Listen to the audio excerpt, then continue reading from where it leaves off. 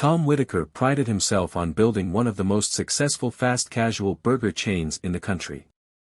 From a single location in Chicago, he had expanded Whitaker's Grill to over 300 restaurants across the United States. But as his company grew, Tom felt more and more disconnected from the heart of the business, the customers and the employees who made it all happen. One chilly autumn evening, he decided to do something he hadn't done in years. Instead of sitting in his corporate office in downtown Chicago, analyzing reports and strategizing with executives, Tom wanted to experience his restaurant the way an everyday customer would.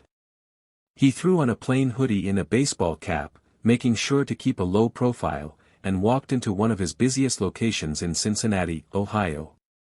The restaurant was bustling with customers, the scent of sizzling burgers and crispy fries filling the air.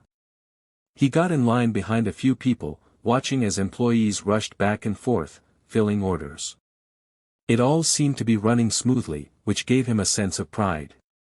But then, just as he was about to step forward to order, he heard the voices of two young boys behind him in line. "Do you think we have enough?" one of them asked, his voice filled with uncertainty. Tom glanced back slightly, just enough to see two kids, probably no older than 10 and 12, huddled together. The older boy was counting a few crumpled dollar bills and some coins in his hand, his brow furrowed in concentration. The younger one shifted nervously, clutching his stomach. "I dunno," the younger boy whispered. "I'm real hungry, though." Tom's heart clenched. He had built his business to serve families, to offer affordable, high-quality food to everyone. And yet, here were two children clearly struggling just to buy a meal. He turned back toward the counter, hesitating for a moment. Should he step in? How could he do it without embarrassing them? When it was his turn to order, he cleared his throat and spoke loud enough for the boys to hear. "I'd like to pay for the next two people in line. Whatever they want." The cashier, a teenage girl with a name tag that read Jessica, looked surprised but nodded. "Oh, sure. That's really nice of you." Tom stepped aside and gestured to the boys. "Go ahead, fellas. Order anything you want." Their eyes widened in disbelief. "For real?" the older one asked hesitantly. "Absolutely," Tom said with a smile. "My treat." The younger boy grinned and tugged on his brother's sleeve. "Can we get fries too?" The older one still seemed hesitant, as if he wasn't sure whether to trust the offer. But finally, he nodded and turned to Jessica. 2 cheeseburgers, please. And, yeah, fries.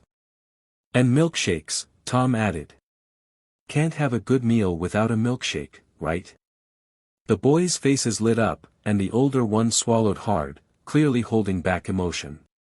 "Thank you, sir." Tom just nodded, feeling an unexpected lump in his throat. As the boys moved to the side to wait for their food, Jessica leaned in. "That was really kind of you," she said softly. Tom shrugged. "It's what we should all be doing, right?" Jessica nodded, then hesitated. "I see them sometimes," she admitted quietly. "They come in every now and then but never order much. I think they don't have much at home." That hit Tom harder than he expected. He had always believed his restaurants provided an affordable option for families, but clearly, some people still struggled. When his own food was ready, he took his tray and sat down, watching as the boys eagerly dug into their burgers. He didn't want to intrude, but he found himself wondering about their story. A few minutes later, as they finished their meal, the older boy suddenly looked up and met Tom's eyes. He hesitated, then got up and walked over.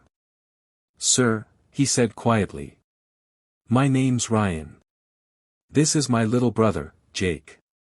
I wanted to say thank you again. My mom works late and sometimes it's hard to get food." Tom's throat tightened. "Your mom's doing her best, I bet," he said. "And you're a good big brother, looking out for Jake." Ryan nodded, looking both proud and shy at the same time. Tom reached into his pocket and pulled out a business card. "Tell your mom to bring you guys back here anytime. This card means your meals are on me." Ryan took the card with wide eyes, then looked at Jake, who was beaming. "Really?" "Really," Tom said with a nod. As they left, Tom sat back, staring at the bustling restaurant. This wasn't just about burgers and fries. It was about people, about community. And maybe, just maybe, it was time to rethink how his company could do more to help families like Ryan and Jake's. That night, he went back to his hotel with a new mission in mind, not just to run a successful business, but to make sure Whitaker's Grill always lived up to its true purpose, serving food with heart.